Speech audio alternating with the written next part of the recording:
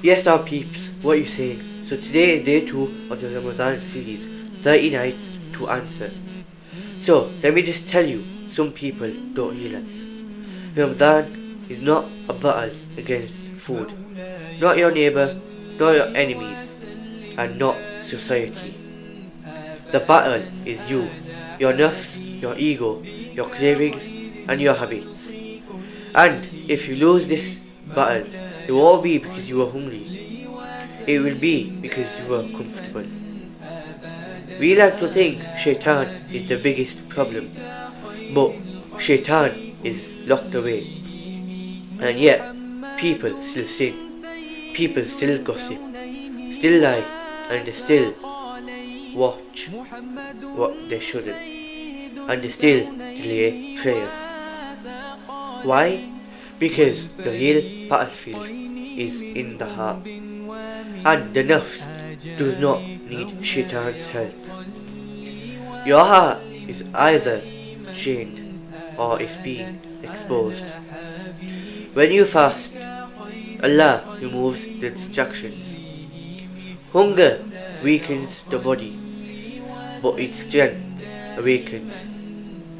You feel fragile, you feel human. This is intentional, because when your stomach is empty, your soul becomes louder. But here is the problem. Most people silence it. Instead of reflecting, they distract. Instead of repenting, they scroll. And instead of praying, they sleep. Ramadan becomes a social event, a food countdown, a late night hangout season. But the real war is internal. Ask yourself something honestly. What sin do you keep protecting? Not the one you complain about, the one you defend, the one you say is not that deep. That's your battlefield. Because Ramadan is supposed to weaken that. If your fast doesn't confront your worst habit, you are physically fasting, but not spiritually.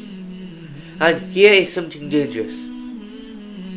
A person can fast for 30 days straight and remain unchanged, still arrogant, lazy, and insincere. But do you know why? Because they fought hunger, but they never fought pride. They controlled food, but not anger.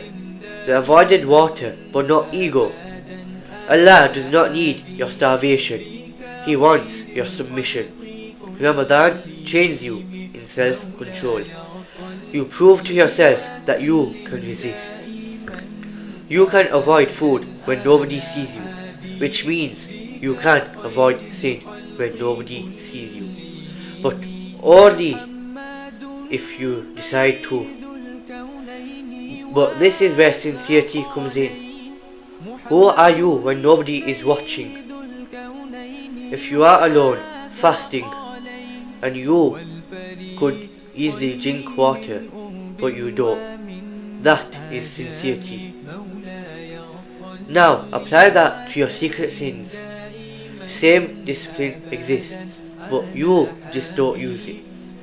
The heart is like a muscle. If you let it control you, it grows wild. If you discipline it, it becomes obedient. Ramadan is the gym, but for your heart. And many of us come, sit on the equipment and never lift. We attend Taraweeh, we post Quran quotes, and we change our bios. But internally, same person. Let me just be clear. Ramadan is not about spiritual aesthetics. It's about spiritual surgery. It cuts, it exposes, and it removes. And surgery hurts. If this Ramadan feels uncomfortable, that is good. It forces you to confront things you avoid, and that is good. If it forces you to confront things you avoid, that is good. If it makes you see your weakness, that is good. Because you cannot fix what you refuse to see. Day 2 is simple. Identify your battlefield. Is it anger?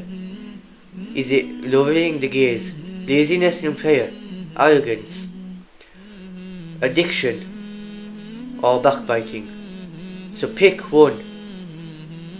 Fight it seriously for 30 days. Not casually, not inshallah I'll try. No, declare war on it. Because when Ramadan ends, the habits you build will stay. And if you win against yourself now, you will win in other areas too. But if you waste this training season, you will leave with nothing but hunger. And one day you will stand before Allah subhanahu wa ta'ala.